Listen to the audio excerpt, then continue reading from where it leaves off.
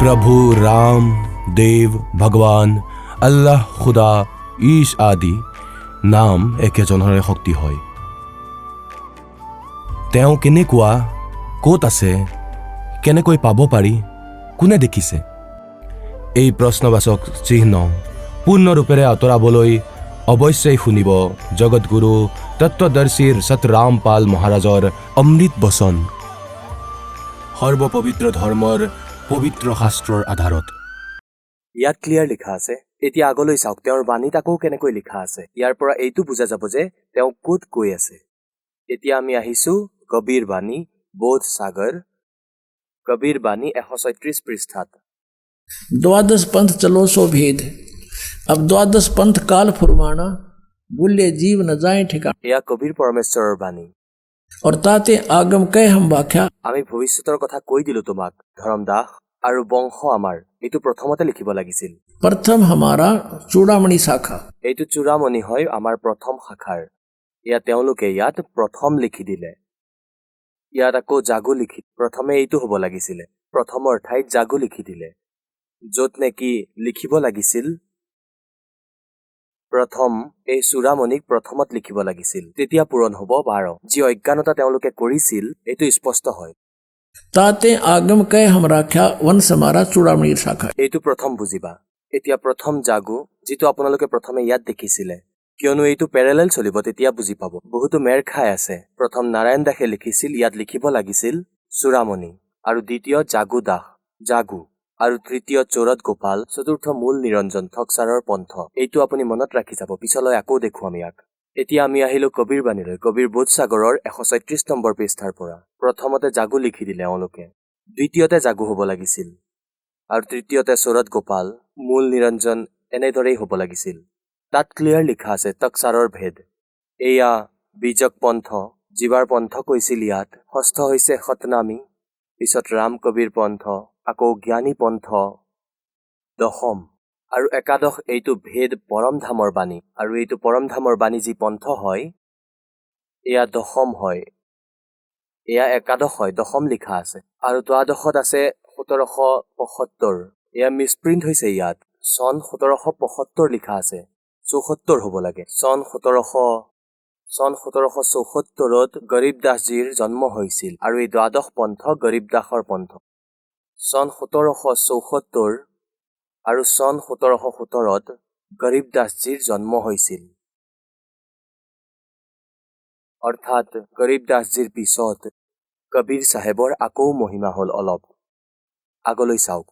आज्ञा रहे ब्रह्म बोध लावे, कोली चमार सब के घर खावे, साख हमारी लेस जीव समझावे, असंख्यों जन्म ठोर नहीं पावे, ये 12वें पंथ प्रगट है वाणी।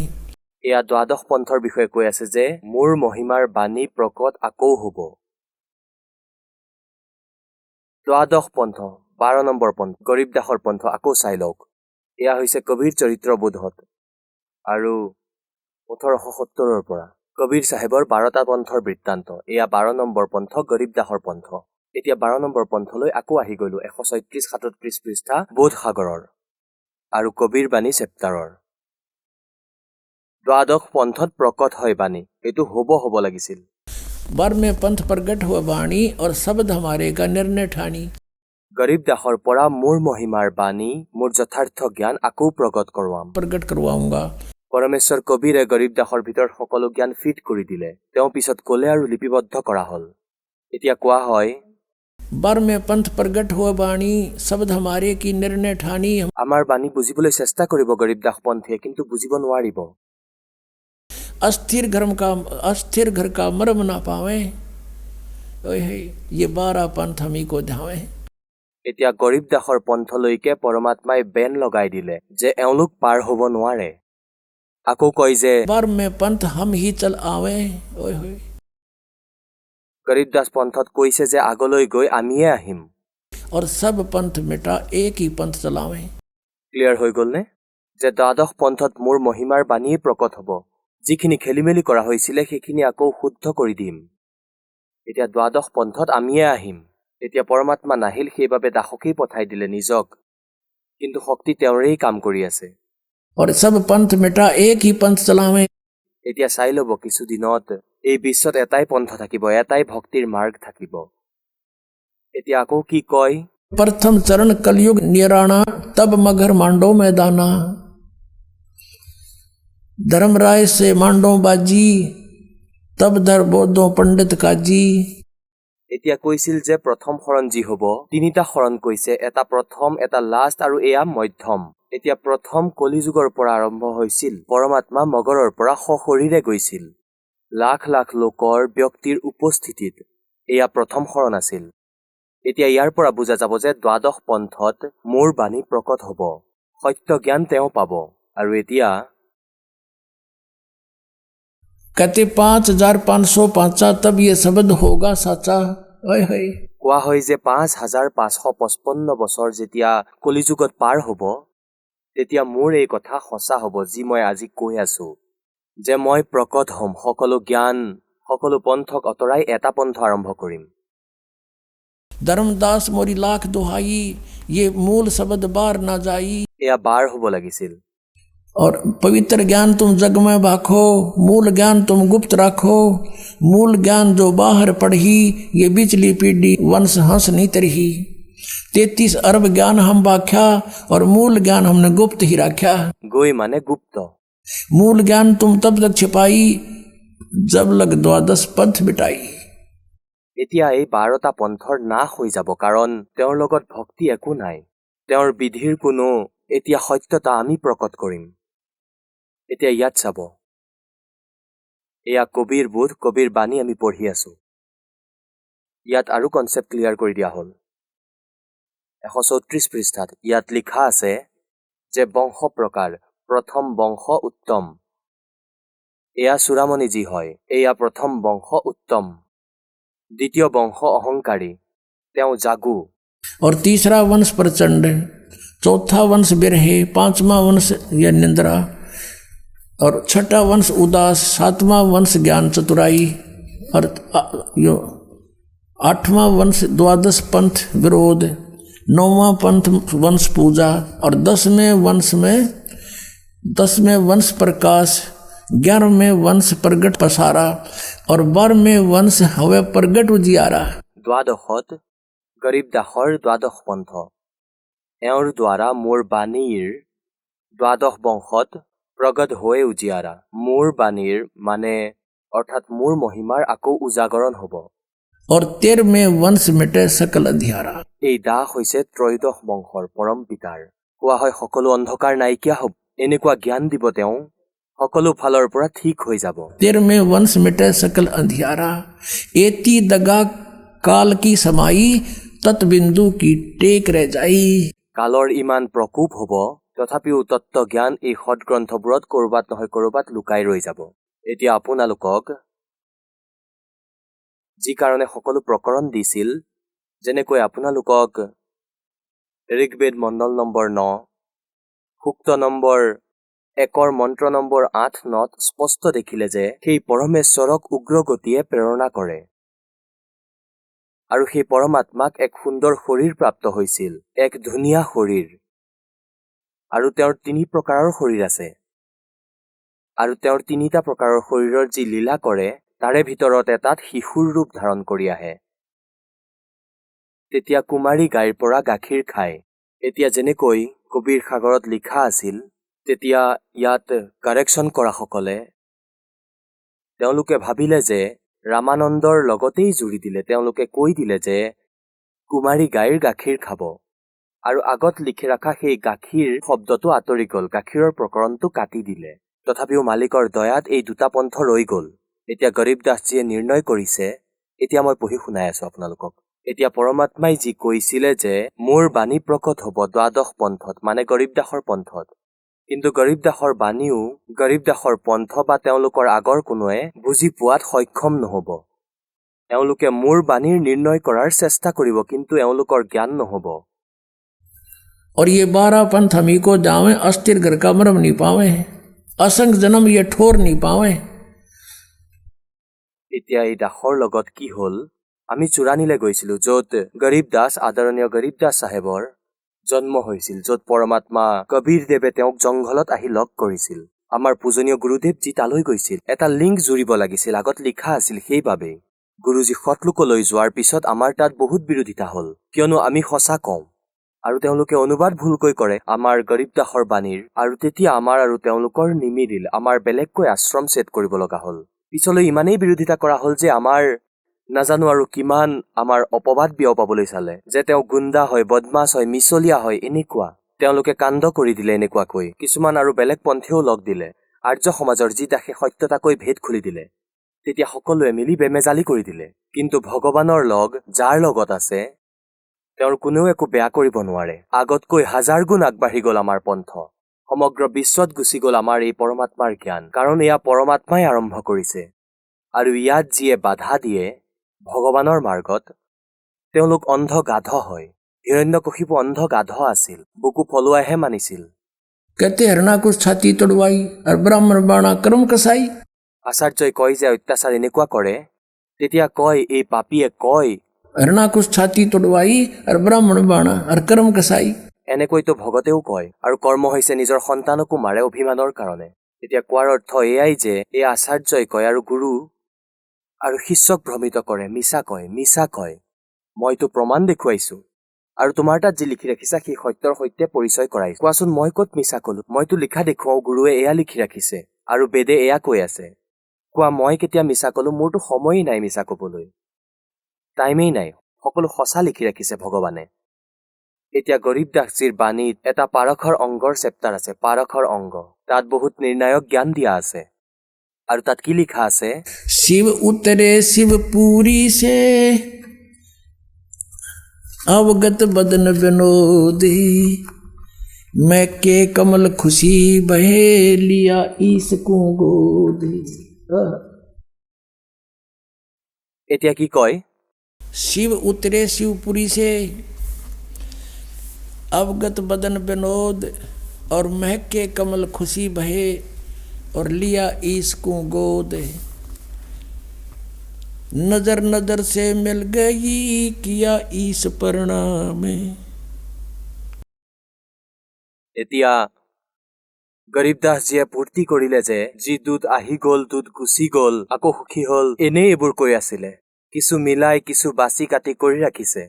তেওঁ ভাবিলে যে কি এনেকুৱা কি হৈ গ'ল, কিন্তু সঁচাটো এইটো আছিল যি গৰীব দাসজীয়ে কৈছিল। যেনেকৈ আদৰণীয় তুলসী দাস চাহেবজীয়ে শ্ৰী ৰামচন্দ্ৰৰ ৰামায়ণ লাখ বছৰ আগতে যি ঘটনা ঘটিছিল, এতিয়া কলি যুগত এজ ইট ইজ লিখি দিলে ছপোৱাৰ মাধ্যমেৰে। আৰু সকলোৱে মানে এয়া, কিয়নো দিব্য দৃষ্টিৰ এটা ৰেঞ্জ থাকে। সেই তুলসী দাসৰ ৰেঞ্জ খুলি গৈছিল সেই সময়ত, দিব্য দৃষ্টি খোল খাই গৈছিল। আৰু পিছত যি ঘটিছিল সেয়া চলচ্চিত্ৰৰ দৰে সন্মুখলৈ আহি যায়। সকলো তুলসী দাস চাহেবজীয়ে লিখিছিল যি সঁচা আছিল। এনেকৈয়ে গৰীব দাস চাহেবজীয়ে, পৰমাত্মাই গৰীব দাস চাহেবজীৰ দিব্য দৃষ্টি খুলি দিছিল, জ্ঞান যোগ খুলি দিছিল। এতিয়া সেইয়াই লীলা যি কাশীত ঘটিছিল, সেইটোৰ পৰা লাখ লাখ বছৰ আগতে যি ঘটিছিল, সৃষ্টিৰ আৰম্ভলৈকে মালিকৰ ৰেঞ্জ আছিল। কিয়নো এটা দূৰবীণৰো ৰেঞ্জ থাকে, দূৰদৰ্শীৰ। পৰমাত্মাই গৰীব দাসজীক যি ৰেঞ্জ দিছিল সেয়া সকলোতকৈ দূৰলৈকে চাব পৰা ৰেঞ্জ আছিল। গৰীব দাসজীয়ে যিবোৰ ঘটনা ঘটিছিল সেয়া চলচ্চিত্ৰৰ দৰে চাই সেইবোৰ ঘটনা কৈছিল। কি লিখা আছিল? शिव उतरे शिवपुरी से अवगत बदन विनोद, मैं के कमल खुशी बहे लिया ईस को गोदे। শিৱ ভগৱানে যি সাধু ৰূপত থিয় হৈ আছিল, শিশুৰূপ পৰমাত্মাক কোচত লৈ ললে। नजर नजर से मिल गई किया ईस प्रणाम। যেতিয়া দুয়ো শক্তিৰ মাজত চকু মিলিল, তেতিয়া তেওঁৱে পৰমাত্মাক প্ৰণাম কৰিলে শিৱজীয়ে। আৰু কি ক'লে?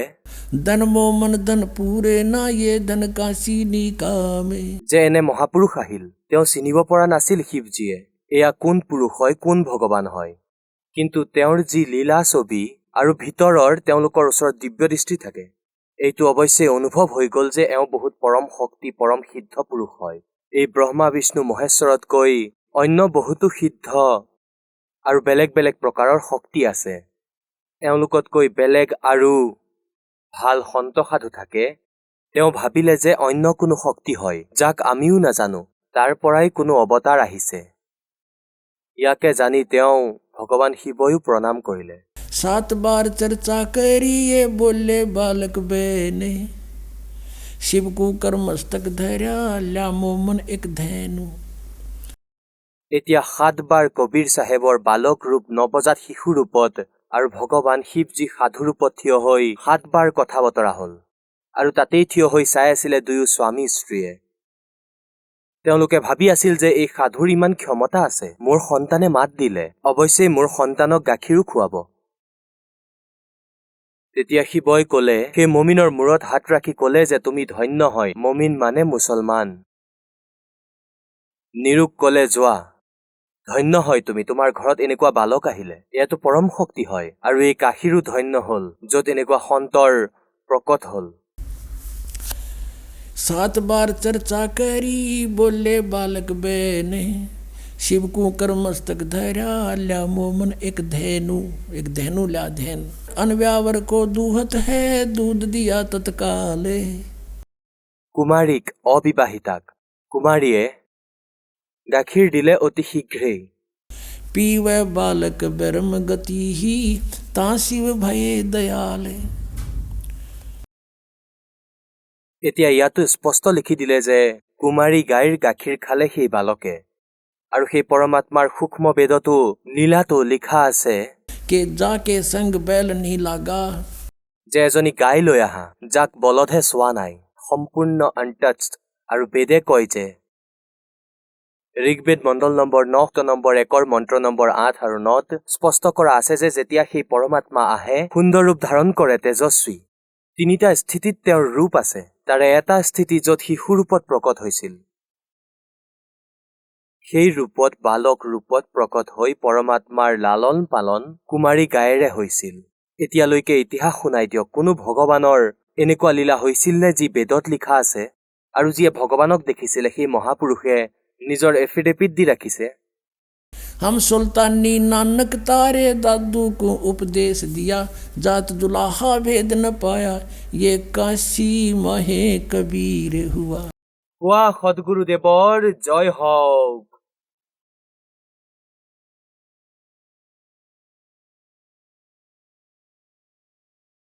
পৰম পিতা পৰমাত্মা পূৰ্ণ ব্ৰহ্ম সৰ্বসৃষ্টিৰ ৰচক কুলৰ মালিক কবীৰ চাহেবজী, এওঁ আমি সকলো আত্মাৰ পিতা হয়, এওঁ পৰমাত্মা হয়। পুণ্যাত্মাসকল, আধ্যাত্মিক জ্ঞান ইমান খেলিমেলি হৈছে যে ইয়াক এতিয়া শুধৰাবলৈ বহুত কঠিন হৈ গৈছে। এয়া এনেকুৱা কিয় হৈ আছে? আমাৰ সদগ্ৰন্থই কি কৈ আছে আৰু আমি কি জ্ঞান পালো? ইয়াৰ কাৰণ কি আছিল?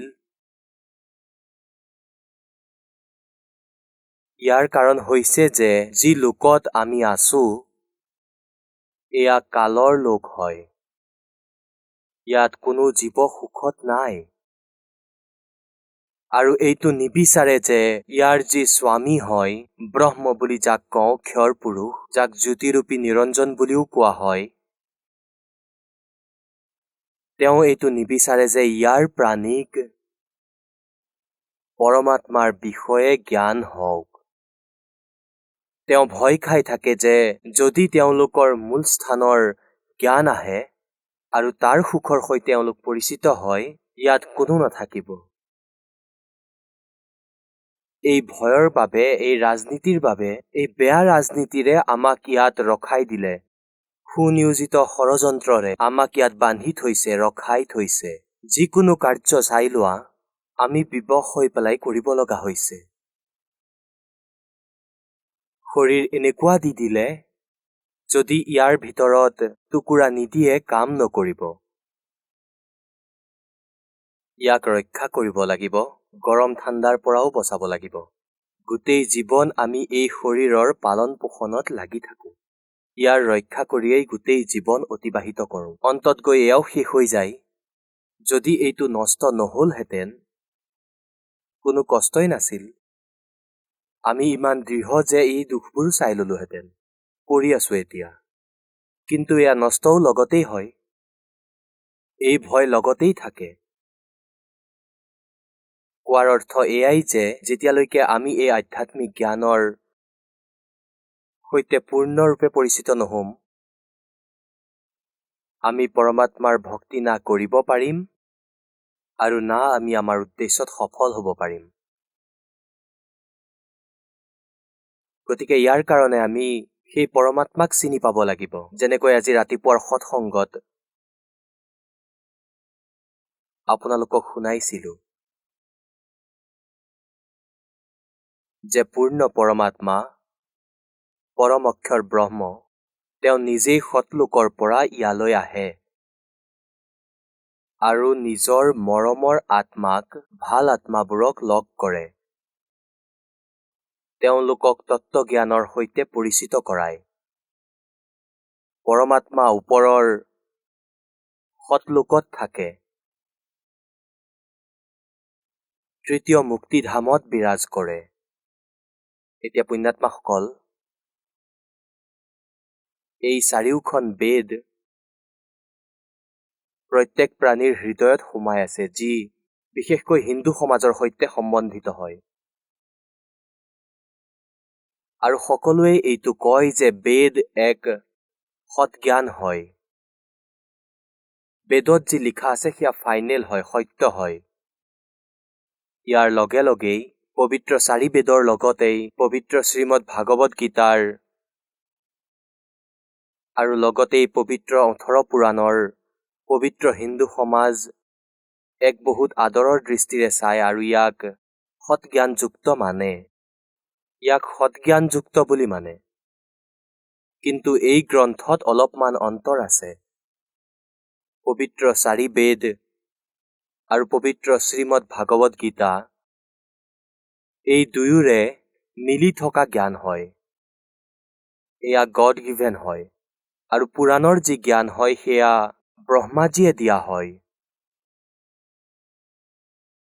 আৰু ব্ৰহ্মাজীৰ পৰা পিছলৈ শুনিলে সেই ঋষিয়ে,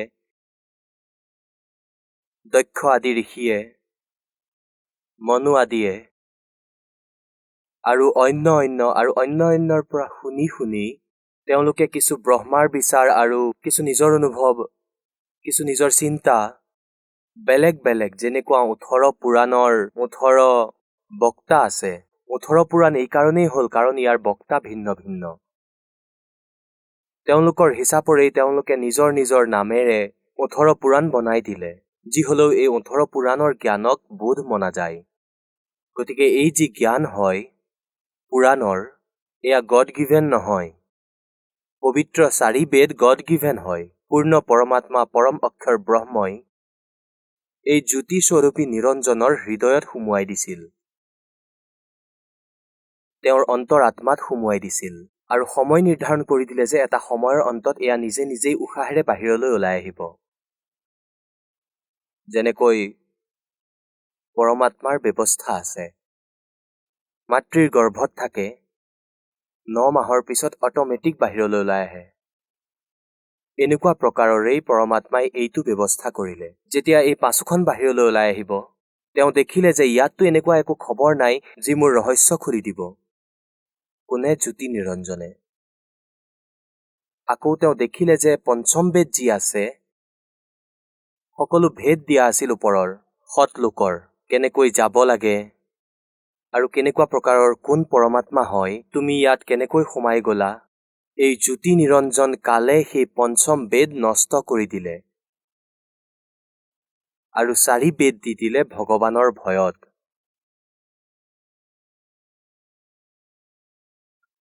এই 4 বেদত পূৰ্ণ পৰমাত্মাৰ মহিমা আছে আৰু লগতেই ইয়াৰো মহিমা আছে। এওঁ কোন স্তৰৰ ভগৱান হয়, এওঁৰ ভক্তিৰ দ্বাৰা কিমান লাভ হ'ব পাৰে। পিছত এই কালেই ব্ৰহ্মই 4 বেদক পঢ়িলে। এই 4 বেদৰ জ্ঞানক শ্ৰীকৃষ্ণজীত প্ৰৱেশ কৰাই এওঁ ক'লে তেওঁ অলপ অলপ কিছু জেগাত গণ্ডগোল কৰিবলৈ চেষ্টা কৰিলে আৰু তেওঁ ক'লে যে এয়া মোৰ মত হয়। যদি এই মত বেদৰ লগত মিলি যায় সেয়া বেদৰ জ্ঞান হয় আৰু এই মত বেদৰ লগত মিল নাখায় যদি এয়া তেওঁৰ নিজৰ বিচাৰ হয়। সেয়াও মানিব নালাগে আমি কেৱল বেদৰ জ্ঞানহে মানিব লাগিব আৰু পঞ্চম বেদ পৰমেশ্বৰে স্বয়ং আহি কৈছিলে সেয়া মানিব লাগে। 18 পুৰাণক আমি সহযোগী শাস্ত্ৰ মানি আছিলো যি ইয়াত লিখা আছে। ইয়াত এই ব্ৰহ্মা বিষ্ণু মহেশ্বৰৰ জীৱনী আছে আৰু তেওঁলোকেই লিখি ৰাখিছে আৰু ইয়াক আমি সেই কাৰণেই সত্য মানিব লাগে কাৰণ ইয়াত যি লিখা আছে তেওঁলোকৰ স্থিতিৰ বিষয়ে সত্য লিখি ৰাখিছে আৰু যি পুৰাণত বেদৰ বিপৰীত জ্ঞান আছে সেয়া মান্য নহয় আৰু বিপৰীত কি হয় যেনেকৈ ৱে অফ ৱৰ্শ্বিপ আৰু বাকী যি জ্ঞান আছে সেয়া বেদৰ পৰাটো বেলেগ হয়েই। তেওঁলোকৰ নিজৰ জীৱনী হয়। ব্ৰহ্মাৰ কি স্থিতি হয়, বিষ্ণুজীৰ কি স্থিতি হয়, ভগৱান শংকৰৰ কি স্থিতি, এনেধৰণৰ কাহিনী ইয়াত লিখা আছে। তেওঁলোকৰ লীলা লিখা আছে আৰু তাৰ লগে লগে ঋষিসকলৰ নিজৰ অনুভৱ লিখা আছে। তেওঁলোকৰ অনুভৱ যদি বেদৰ অনুসৰি নহয়, ৱে অফ ৱৰ্শ্বিপ এনেকুৱা নহয়, তেতিয়া আমি এইবোৰ নামানো। তেওঁলোকে নিজ ইচ্ছাৰে কৰবাত কিবা মন্ত্ৰ লিখি দিছে, কৰবাত কিবা লিখা আছে, সেয়া আমি নামানো কাৰণ সেয়া তেওঁলোকৰ নিজৰ চিন্তা হয়, বেদৰ জ্ঞান নহয়। গতিকে এইবোৰ কাৰণতেই বেদৰ যি জ্ঞান হয় সেয়া ফাইনেল হয় আৰু পুৰাণৰ জ্ঞানকো আমি কেৱল এইবাবেই মানো যে যি ব্ৰহ্মা বিষ্ণু মহেশ্বৰক অজৰ অমৰ বুলি কোৱা হয়, সৰ্বেশ্বৰ কোৱা হয়, কালজয়ী মৃত্যুঞ্জয় কোৱা হৈছিল আৰু তাত এয়াই কোৱা আছিল যে শিৱ পুৰাণত এনেকুৱা লিখা আছিল, বিষ্ণু পুৰাণত এনেকুৱা লিখা আছিল আৰু মাৰ্কেণ্ডেয় পুৰাণত এনেকুৱা লিখা আছিল, ব্ৰহ্মা পুৰাণত এনেকুৱা লিখা আছিল। আজি আমি পুৰাণত যি পঢ়িলো ব্ৰহ্মা বিষ্ণু মহেশ্বৰৰ স্থিতিৰ বিষয়ে যেনেকুৱা ইয়াত কোৱা আছিল তাৰ বিপৰীত হয় আৰু পুৰাণ সেয়াই। গতিকে আমি পবিত্ৰ বেদৰ পৰা এয়া জানিব লাগিব যে সেই বেদত কি লিখা আছে কাৰণ বেদ পৰমাত্মাৰ মহিমাৰে পৰিপূৰ্ণ হয় আৰু সেই বেদে আমাক কি ক'বলৈ চেষ্টা কৰি আছে আমি সেই পবিত্ৰ সৎগ্ৰন্থৰ পৰা এয়া জানিব লাগিব যে ভগৱান কেনেকুৱা হয় আৰু কোন হয়, ক'ত থাকে, তেওঁক কেনেকৈ পোৱা যায়, আমি ইয়াত কিহৰ বাবে দুখী হৈ আছো, আমি ইয়াত কিয় ঘূৰি ফুৰিছো। ঋষি মহৰ্ষিও গুচি গ'ল ইয়াত ঘূৰি ফুৰি, তেওঁলোকেও ৰাস্তা নাপালে, ইয়াৰ কাৰণ কি হয়। পৰমাত্মাই কৈছে যে नौमन सूत उलझिया ये ऋषि रहे जखमार और सतगुरु ऐसा सुलझा दे उलझे ना दूजी बार। পৰমেশ্বৰে ক'লে কবিৰ চাহেবে যে আমাৰ মনত বেমেজালি সৃষ্টি কৰিলে এই অজ্ঞানীসকলে, লগতে এই কালে ব্ৰহ্মই। পুণ্যাত্মাসকল, পৰমাত্মায়ে কাপোৰ বৈছিল, শিপিনী আছিল, শিপিনীৰ ভূমিকা কৰি আছিল আৰু 1 কিলো সূতা খেৰ বুলি কোৱা হৈছিল। এখেৰ 1 কিলোগ্ৰাম সূতা যদি জোত লাগি যায় গোটেই দিনটো জোত নাভাঙে কাৰণ সেয়া যেতিয়া ছিকি যায় তেতিয়া গাঁঠি দিব লাগিব আৰু গাঁঠি পৰি গ'লে কাপোৰখন ভালকৈ তৈয়াৰ নহ'ব আৰু কাপোৰ ভাল নহ'লে পুনৰ কাম নাপাব শিপিনীয়ে, পেলাই দিব সন্মুখতে যে ইয়াত তুমি 20টা গাঁঠি লগাই দিলা। এতিয়া পৰমাত্মাই কয় যে 1 কিলোগ্ৰাম সূতাৰ জোত ভাঙিবলৈ গোটেই দিনটো লগাব লাগে। তেন্তে এনেকুৱা এক আধ্যাত্মিক জ্ঞানৰূপী সূতা 9 মোন জোত লগাই দিলে ইয়াত। কোনোৱে কিবা জ্ঞান দিয়ে, কোনোৱে কিবা সাধনা কৰিবলৈ কয়, যেনে শ্ৰীমদ ভাগৱত গীতাৰ অধ্যায় নম্বৰ 4 আৰু শ্লোক নম্বৰ 25 পৰা 31লৈকে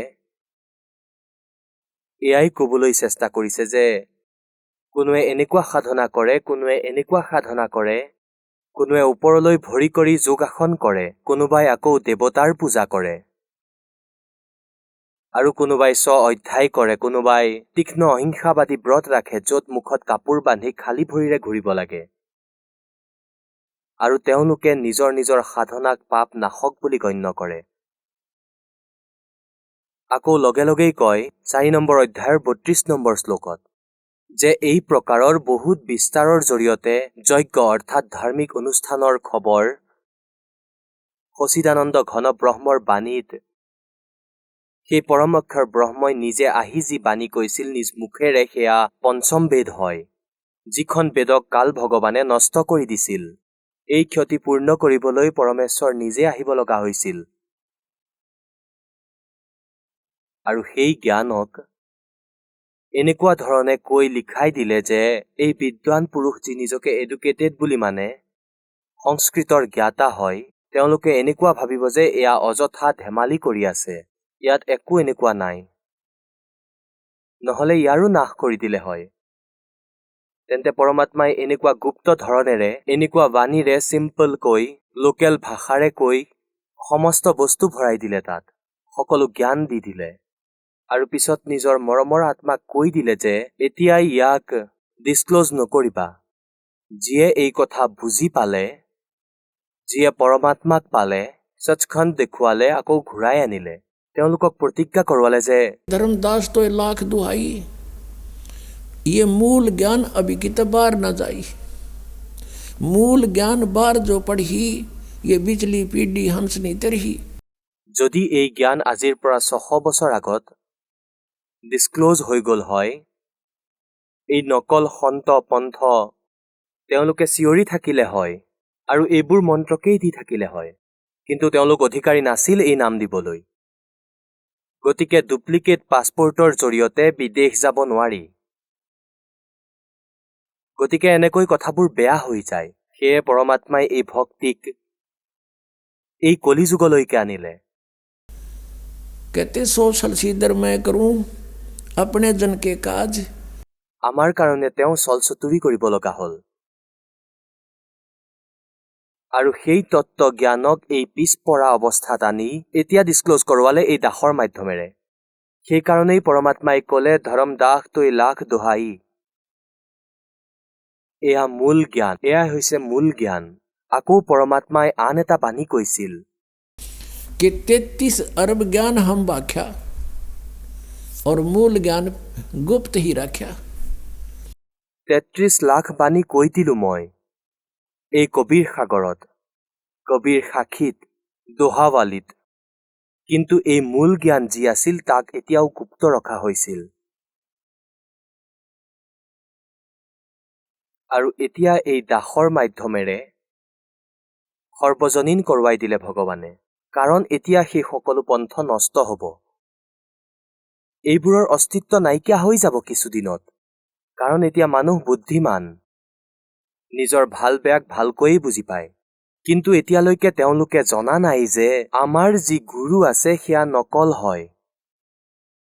আৰু তেওঁলোকৰ তেতিয়াহে বিশ্বাস হ'ব যেতিয়া এই দাসৰ জ্ঞানক ভালকৈ বুজি পাব আৰু এই সৎগ্ৰন্থৰ লগত মিলাই ল'ব। তেতিয়া সেই নকলখিনি এৰি ইয়ালৈ আহিব। কুৎসেক এনেকুৱা এক ব্যক্তি হয় যি একো নকয় আৰু একো নামানে, আৰু যি গুৰুজীয়ে কয় সেয়াই ঠিক হয়। তেওঁৰ বিষয়ে পৰমাত্মাই কৈছে कि चातुर प्राणी चोर है और मूड मुग्ध है ठोठ, संतों के निकाम के इन दे गलजोट। ইমান প্ৰমাণ দেখি যি ব্যক্তিয়ে নামানিলে যে এওঁ সন্ত নহয়, কোৱা হ'ব যে তেওঁ মূৰ্খ হয়, মুগ্ধ, মূৰ্খ। তেওঁ আমাৰ কোনো কামৰ নহয়, তেওঁ তাতেই পৰি থাকক তেনেকৈয়ে। এজন ভগতে কৈ আছিল যে এইটো আহিলে সকলো যিমান দ্বিতীয় পন্থৰ জৰিয়তে বহি আছে, তেওঁ এক উদাহৰণ দিলে যে বাই বাছ ট্ৰেভেল কৰি আছে আৰু ৰাস্তাত বহুবাৰ বাছ বেয়া হৈ যায়। তেতিয়া কিছুতো বুদ্ধিৰে আইডিয়া লগাই দিয়া হ'ল যে এইখন বেয়া হৈ গ'ল, ঠেলা খাই খাই আগবাঢ়িব ধৰিলে আৰু ৰৈ গ'ল। আৰু লগতে দ্বিতীয় বাছখন আহি গ'লে তৎক্ষণাত এইখনৰ পৰা নামি সেইখনত উঠি দিয়া যায়, নাচাই যে আকৌ পইচা দিব লাগিব। কিছু এনেকুৱা হয় যে কণ্ডাক্টৰ ড্ৰাইভাৰে কৈ দিয়ে যে গাড়ী বেয়া হৈ গ'ল, আপোনালোক নামি দ্বিতীয়খনত বহক। আৰু এইটোও কয় যে কিছু এনেকুৱা আছে তেতিয়াও বহি থাকে। কণ্ডাক্টৰ ড্ৰাইভাৰে কোৱাৰ পিছতো তেওঁ তেতিয়াহে নামিব যেতিয়া কণ্ডাক্টৰ ড্ৰাইভাৰ দ্বিতীয় বাছখনত উঠিব। তেওঁ তেতিয়াহে নামে যেতিয়া দেখে যে এওঁলোকো নামি গ'ল। অৰ্থাৎ কিছু এনেকুৱা আছে যে তেওঁলোকৰ গুৰু পলায়ন কৰি দিয়ে, কাৰণ জনতাই এওঁলোকক জীয়াই থাকিবলৈ নিদিব। ইয়াত তেওঁলোকৰ সুন্দৰ জীৱন বৰবাদ হৈ আছে। এক উশাহৰ মূল্য। পৰমাত্মাই কয়, कहता हूँ कई जातों कहूँ बजा के ढोल, और ये श्वास जो खाली जात है ये 3 लोग का मोल। এটা উশাহৰ মূল্য ইমান আছে যে মানৱ জীৱনৰ কিমান উশাহ নষ্ট কৰি দিলে, কিয়নো উশাহৰেই জীৱন আছে জীৱৰ, আৰু এয়া কিমান শেষ হৈ গ'ল সৎভক্তি নথকাৰ বাবে। গতিকে সেয়া যি তেওঁলোকৰ অতি শ্ৰদ্ধালু মানে বিনা জ্ঞানেৰে তেওঁ যেতিয়া ইয়ালৈ আহিব তেতিয়া তেওঁ হাত দাঙি দিব যে আমাৰ হাতত একো নাই। সেয়াও পুণ্য আত্মা হ'ব যিয়ে এয়া কৈ দিয়ে যে ইয়াত বহুতো এনেকুৱা মহন্ত আছে যি বহুতো শিষ্য বনাই থৈছিলে। তেওঁলোকৰ শিষ্যই তেওঁলোকৰ সৈতে সম্পৰ্ক সাধিলে এই জ্ঞানৰ সৈতে পৰিচিত হৈ আৰু ক'লে যে এয়া চাওক, আপুনিও ভগৱানৰ বাবেই ওলাইছে আৰু আমিও ভগৱানৰ কাৰণেই আপোনাৰ অনুগামী হৈছো। যদি এইটো জ্ঞান ভুল হয় তেনেহ'লে আমাক ক্লিয়াৰ কৰি কৈ দিয়ক। যদি এই ৰামপালে জ্ঞান ভুলকৈ কৈ আছে তেন্তে হ'লে আমাক কওক, এয়া প্ৰমাণ দিয়া আছে, নহ'লে আপুনিও আহক। এতিয়া অলপ সময় সেই গুৰু ইটো সিটো কৰে আৰু পিছত বিবশ হৈ শুই যায়, কাৰণ তেওঁকো ভগৱান লাগে। যদি ইমানখিনি সত্য দেখিও তেওঁ নামানে তেন্তে তেওঁ সন্তই নহয়। তেওঁক পৰমাত্মাও নালাগে, কেৱল মহিমাহে লাগে। কেৱল শিষ্য বনাই আছে, জয় জয়কাৰ কৰি আছে, পিছত একেলগেই ভূত বনিব গোটেইখিনি। আদৰণীয় গৰীবদাস চাহিবজীক পৰমাত্মাই যি তত্ত্বজ্ঞান দিছিল, কি কয় যে साहेब के दरबार में गायक कोट अनंत और 4 चीज मांगे हैं, रिद्धि सिद्धि मान महंत। उस परमेश्वर के साहेब के दरबार में ऐसा कोई एक इन चारों ने छोड़ के और चाहे पुरुष अलेख। এই সকলো মান মহন্তৰ বাবেই বোকাতুৰ হয়, যিমান এই সন্তপন্থ বনি আছে। যদি এওঁলোকে মান নিবিচাৰে আৰু এওঁলোকে নিজৰ কল্যাণ বিচাৰে আৰু এওঁলোক হিতৈষী নিজৰ অনুগামীৰ, তেতিয়াহ'লে এই দাসৰ জ্ঞানেৰে পৰিচিত হওক আৰু ইয়াত কওক যে ক'ত ভুল আছে, বা নিজৰ টিপ্পনী দিয়ক ইয়াৰ ওপৰত। কিয় মাত দিয়া নাই? 10 বছৰ হৈ গ'ল এই দাসে চিঞৰি থকাৰ, আৰু মুক্তভাৱে কৈ আছো, টিভি চেনেলতো কৈ আছো, কিতাপৰ মাধ্যমেৰেও ইয়াৰ ভেদ খুলি আছো। কিয় কোৱা নাই এওঁলোকে? কিয় নকয়? কাৰণ এওঁলোক চোৰ হয়। পৰমাত্মাই কয় যে बेखों के लश्कर फिरे ये बाणी चोर कठोर, और सतगुरु धाम ना पहुंचेंगे ये 84 के ढोर। পৰমাত্মাৰ বাণীক চুৰ কৰি সচখণ্ডৰ ৰিপিট কৰি ৰাখিছে। কখৰো জ্ঞান নাই এওঁলোকৰ। যেনেকৈ বেদক ভুল বুজা কোনো প্ৰাণী নাই, বিশেষকৈ হিন্দু সমাজত। আৰু এই যি ৰাধাস্বামী পন্থ আছে, এওঁলোকে কি ঔষধ খুৱাই থৈছে শ্ৰদ্ধালুসকলক? যে আমাক বেদৰ দৰকাৰ নাই, না আমাক গীতাৰ প্ৰয়োজন আছে, না আমাক পুৰাণৰ কিছু প্ৰয়োজন আছে। সন্তই যি বাণী কয় সেয়া ফাইনেল হয়। সেই বেদো কোনোবাই লিখিছিল, বেদ ব্যাসে বেদ লিখিছিলে। আৰে বেদ ব্যাসেতো বেদ লিখিছিলে অৱশ্যেই, কিন্তু এই বাণী কাৰ হয়? বেদ ব্যাস ৰাইটাৰ হয়। যেনেকৈ গীতাজীৰ বেদ ব্যাস ৰাইটাৰ হয়, বক্তা নহয়। এনেকৈও পুৰাণ লিখিছিলে। পুৰাণ যোনে যি ক'লে বেদ ব্যাসজীয়ে লিখি দিলে। যি 4 বেদ আছিল, যি ইয়াৰ যথাৰ্থ জ্ঞান আছিল, ঋষিসকলে শিকি ৰাখিছিল, সেয়া এজ ইট ইজ লিখি দিলে পৰমাত্মাৰ পৰা প্ৰাপ্ত কৰি। কাৰণ ভগৱানে আহি এই জ্ঞান দিছিল, আৰু ব্ৰহ্মাজীৰ পৰা এই জ্ঞান আকৌ সকলোৱেই প্ৰাপ্ত কৰিলে। তেওঁ মাত্ৰ লিখিছিলহে, কিন্তু এয়া গড গিভেন হয়। আৰু এওঁলোকে কি কয় যে সন্তই যি নাম দি দিলে সেয়াই ঠিক, তাৰ পৰাই মুক্তি পাব। আকৌ এয়াও কয় যে আমাক বেদৰ দৰকাৰ নাই, আমাৰতো জ্ঞান বেদতকৈও ওপৰৰ হয়, বেদতকৈও ওপৰৰ আমাৰ জ্ঞান হয়। আৰু যেনেকৈ আমাক কোনোবাই কয় ইয়াত কমল আছে বুলি কয় শৰীৰৰ পিছফালে, তেওঁ কয় যে আমি চিধা ত্ৰিকুটিৰ পৰা চলি আছো। ত্ৰিকুটি ইয়াত নাই, পিছে ইয়াতহে আছে, ইয়াত বুলি কয়, ইয়াতেহে আছে। আৰু কয় যে আমি চিধা ত্ৰিকুটিৰ পৰা চলি আছো। আমাৰতো তাৰ পৰাই মাৰ্গ আৰম্ভ হয়। এতিয়া পুণ্যাত্মাসকল, যি বেদ জ্ঞানক ভুল বুলি কয়, তেন্তে ইয়াৰ পৰা সিদ্ধ হয় তেওঁলোকৰ জ্ঞানটো ইয়াতকৈও বহুত নিৰ্মল হ'ব লাগে। বেদতকৈ ওপৰৰ যদি হয়, কিছু বেদৰ জ্ঞানৰো সমাৱেশ থাকিব লাগে ইয়াত। যেনেকৈ 10ম মানৰ চিলেবাছ থাকে 10th ক্লাছৰ, তেন্তে ইয়াত প্ৰথমৰ পৰা ক খৰ পৰা আৰম্ভ হয়। তৃতীয়, চতুৰ্থ, পঞ্চম, ষষ্ঠ, সপ্তম, অষ্টম, নৱমৰো বহুতখিনি ইয়াত সমাৱেশ থাকে জ্ঞানৰ। এতিয়া এওঁলোকৰ জ্ঞান দেখুৱাইছো আপোনালোকক, ৰাধাস্বামীসকলৰ, যিয়ে এই বুলি কয় যে আমাৰতো জ্ঞান বেদতকৈ ওপৰৰ হয়। এতিয়া দেখাই আছো এওঁলোকৰ জ্ঞান। দুই বোল এওঁলোকৰো শুনাই দিওঁ ৰাধাস্বামীসকলৰ। এখন পুস্তক আছে, স্বাৰবচন ৰাধাস্বামী বাৰ্তিক বুলি। এয়া চাব, ইয়াত ইয়াৰ এক দৃষ্টি দেখুৱাইছো আপোনালোকক। স্বাৰবচন ৰাধাস্বামী বাৰ্তিক, ৰাধাস্বামী সৎসংগ ব্যাস। এয়া ক'ৰ পৰা ছপোৱা হৈছে? প্ৰকাশক হৈছে জগদীশ চন্দ্ৰ ছেঠী, ছেক্ৰেটাৰী ৰাধাস্বামী সৎসংগ ব্যাস, ডেৰা বাবা জয়মল সিং, পঞ্জাৱ। 2003ত এয়া 16 নম্বৰ সংস্কৰণ হয়। আৰু এয়া ইয়াৰ পৰা ছপোৱা হৈছে, printed in India by Lakshmi offset printers, দিল্লীৰ পৰা। ইয়াৰ ভূমিকাত কি লিখা আছে যে স্বাৰবচন ৰাধাস্বামী কাৰ্তিক হুজুৰ স্বামী মহাৰাজৰ বচনৰ সংগ্ৰহ হয়। এই বচন সৎসংগ অথবা অন্য চৰ্চাৰ দ্বাৰা সৎসংগীসকলে নোট কৰিছিলে। স্বামীজী মহাৰাজ পৰম ধামলৈ যোৱাৰ কিছু বছৰৰ পিছত এইখিনিৰ সংগ্ৰহ কৰি পুস্তকৰ ৰূপত ছপোৱা হ'ল।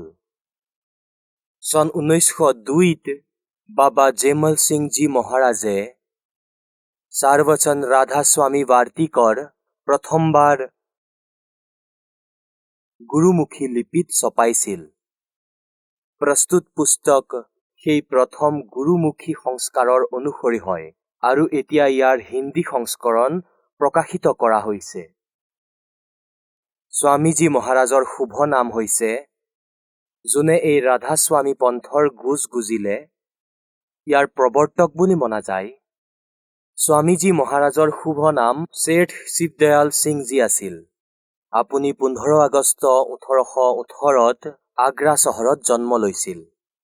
আপোনাৰ পিতৃৰ নাম শেঠ দিলৱালী সিংজী আৰু মাতৃৰ নাম মহামায়া আছিল। আপোনাৰ পূৰ্বপুৰুষ আছিল পাঞ্জাৱৰ পৰা, তথা ঘৰত গুৰু গ্ৰন্থ চাহেবৰ পাঠ কৰা হৈছিল। আপোনাৰ মাতা পিতা হাথৰছৰ প্ৰসিদ্ধ সন্ত তুলসী চাহেবৰ ভক্ত আছিল। স্বামীজী মহাৰাজেও তুলসী চাহেবজীৰ বহু সংগ দিছিল।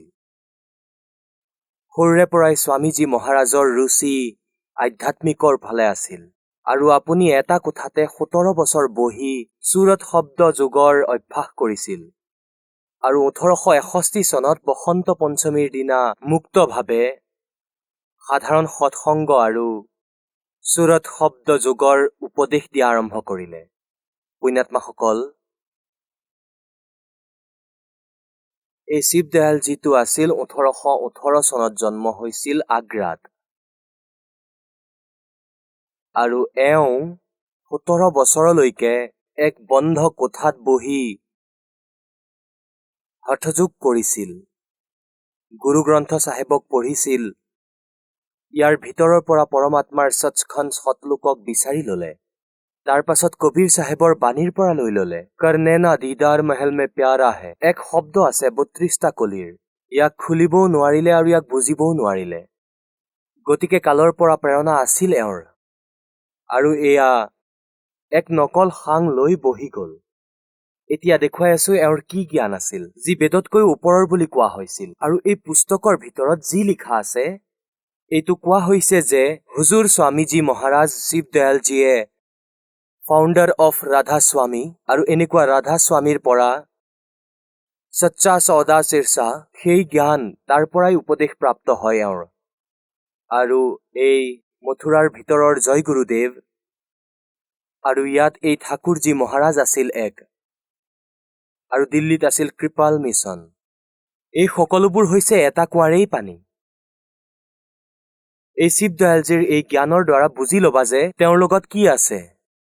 আৰু বিনোদত এজন মহাৰাজ আছিল তাৰাচন্দ্ৰজী। তেওঁ সেই ৰাধা স্বামীৰ কুঁৱাৰ পানীয়েই ভৰাই ইয়াত বিলাই আছিল। সেই জ্ঞান এয়া চাব। এয়া সেইখন কিতাপেই চাই আছো, চাৰবচন ৰাধা স্বামী বাৰ্তিক, এয়া সেইখনেই চাই আছো। এতিয়া আমি ইয়ালৈ আহি যাওঁ। ৰাধা স্বামী দয়ালৰ দয়া, ৰাধা স্বামী সহায়, খুলাসা উপদেশ হুজুৰ ৰাধা স্বামী চাহেব কা। এতিয়া শিৱদয়াল স্বামীজীৰ বচনৰ ভেদ কোৱা আছে ইয়াত, যি তেওঁ কৈছিল সেয়াই লিখি ৰাখিছে। এতিয়া দফা 1 পঢ়িম আমি।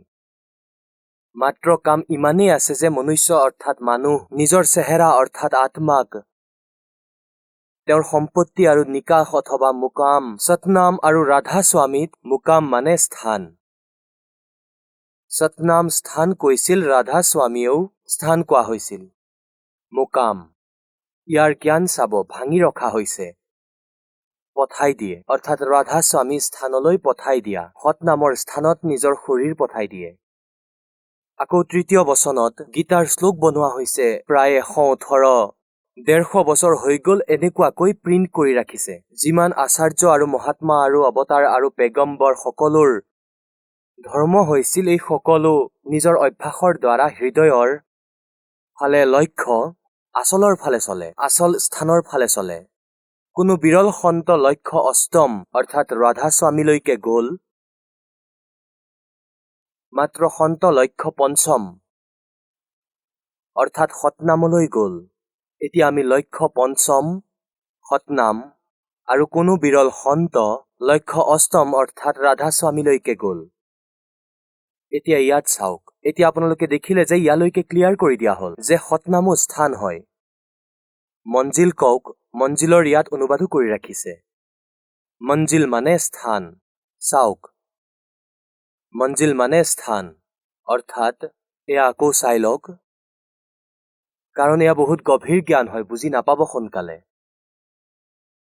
কোনো বিৰল সন্ত মঞ্জিল অষ্টম অৰ্থাৎ স্থান অষ্টম ৰাধা স্বামীৰ, মাত্ৰ সন্ত মঞ্জিল পঞ্চম অৰ্থাৎ সতনামত, সতনামৰ স্থান হৈ গ'ল। মঞ্জিল মানে স্থান, সতনাম স্থানত পালে। এতিয়া এয়া চাওক 4টা বচন, পৃষ্ঠা নম্বৰ 15ত।